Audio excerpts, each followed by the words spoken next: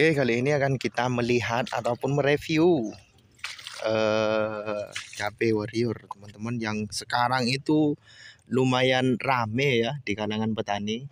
Seperti apa sih pertumbuhannya teman-teman? Monggo kita simak bersama-sama. Oke teman-teman, ini merupakan cabai warrior. Ini kisaran umur 30-an lah, kurang lebih 30. Akan tetapi di sini teman-teman ada sedikit kendala ya, yaitu tanamannya ataupun daunnya ini keriting teman-teman. Karena memang ini tanamnya ini rodok tinggi kemarin itu, jadi agak sedikit jelolor lah. Tapi ini lumrah lah untuk kalangan petani cabai, ini biasa sudah kayak gini, ngatasi kayak gini wes sudah biasa teman-teman. Apa sih yang menjanggal di sini dari varietas ini teman-teman? Biasanya ya, tapi tidak semua tanaman itu jebuk keriting dan seperti ini teman-teman. Ini tidak biasa teman-teman. Ada sebagian yang memang pertumbuhannya lancar, kemudian ada juga yang pertumbuhannya seperti ini. Entah itu faktor dari musim atau cuaca, entah itu faktor dari benih. Kalau saya bilang dari benih itu tidak mungkin lah teman-teman, karena memang sebagian besar itu pertumbuhannya normal aja teman-teman.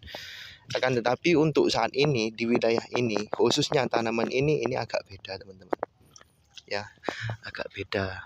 Ini sangat tidak diinginkan sama petani teman-teman. Apa sih nanti itu solusinya? Gini teman-teman, solusinya kalau tanaman sudah seperti ini ya memang rodok menguras pikiran lah. Tidak hanya kita itu jualan, enggak, semacam kayak pengendaliannya gimana. Oke teman-teman, kita bahas sedikit demi sedikit ya.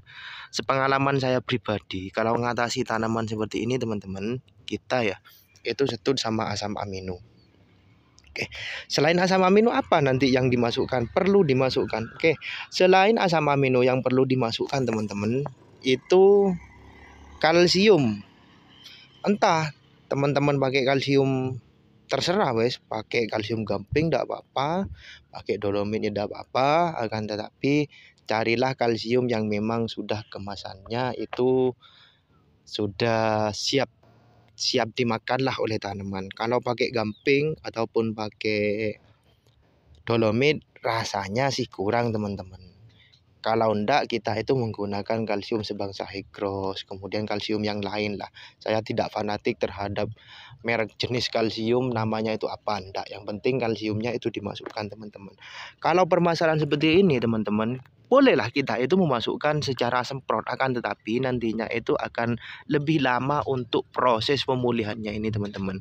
Nah, apa yang tepat, bagaimana yang tepat, nanti dikocor teman-teman. Paling tidak kita gunakan 3 bahan aktif ataupun 3 merek dagang. Yang pertama asam amino, terserah sampean mau menggunakan asam amino apa, akan tetapi yang saya biasa gunakan untuk mengendalikan hama ataupun tanaman yang sudah kayak gini, saya menggunakan asam amino dari PT Menara Agroprima, yaitu Ampower teman-teman. Untuk dosisnya Ampower itu teman-teman, kalau kocor ya pakai kocor sini itu menggunakan 2 sendok per 1 tangki. Itu berlaku untuk tangki yang 30 ataupun tangki yang 20 liter teman-teman. Tangki opo jeneng ya, oleh di sini itu ngarani gembor ataupun abag-abag lah tangki kocor itu teman-teman. Itu yang 2 sendok itu khusus untuk 20 liter. Kalau 30 liter gimana Mas? Tidak apa-apa, kita gunakan yang 2 sendok aja, tidak apa-apa. Lebih ya malah tambah bagus teman-teman kalau Ampower itu, karena memang tidak ada efek negatif untuk tanaman. Nanti terus dicampur dengan yang namanya seperti apa namanya itu, pakai Ultradap lah. Yang kita butuhkan ini kan fosfatnya tuh teman-teman. Pakai MKP gimana? Kalau bisa ya gunakan juga, tidak apa-apa. Kan tetapi itu kan ngaruh kaliumnya nanti teman-teman. Kalau tanaman masih kecil, kalium sudah disetut banyak, itu kan rodok tinggi, itu malahan saya tidak merekomendasikan teman-teman. Oke, kita bahas masalah Ultradap. Ultradap berapa sendok Mas untuk dicampur dengan Ampower? Seminim-minimnya itu menggunakan 2 sendok teman-teman. Akan tetapi untuk saya pribadi, biasanya untuk mengatasi tanaman jebuk kayak gini, saya menggunakan 3 sendok teman-teman. Jadi Ampower itu 2 sendok, kemudian Ultradap 3 sendok, dan terus kalsiumnya ini berapa Mas? Saya merekomendasikan untuk mengendalikan tanaman yang seperti ini, saya menggunakan high gross ya teman-teman. Pakai high gross, akan tetapi nanti high grossnya itu menggunakan 2 sendok saja teman-teman. Untuk apa? Karena dia itu panas, sifatnya panas kan dia. Jadi dicampur lah, wes lengkap wes. Untuk Ampower itu 2 sendok, kemudian Ultradap 3 sendok, terus kemudian kalsium high gross itu 2 sendok teman-teman. Itu melalui kocor teman-teman. Nah, untuk melalui semprotnya pakai apa Mas? Saya menggunakan Ampower saja Mas. Saya menggunakan Ampower saja teman-teman. Nanti dimasukkan dengan insektisida yang konsentrasinya itu SC ya teman-teman, terserah. Kalau bisa itu menggunakan insektisida semacam kayak Avidor ya tidak apa-apa.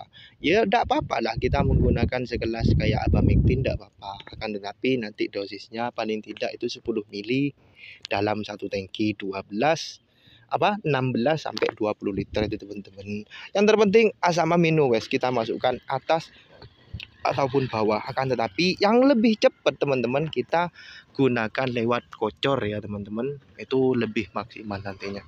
Oke, mungkin hanya itu yang dapat saya sampaikan, kurang lebihnya mohon maaf yang sebesar-besarnya. Salam sahabat petani Indonesia.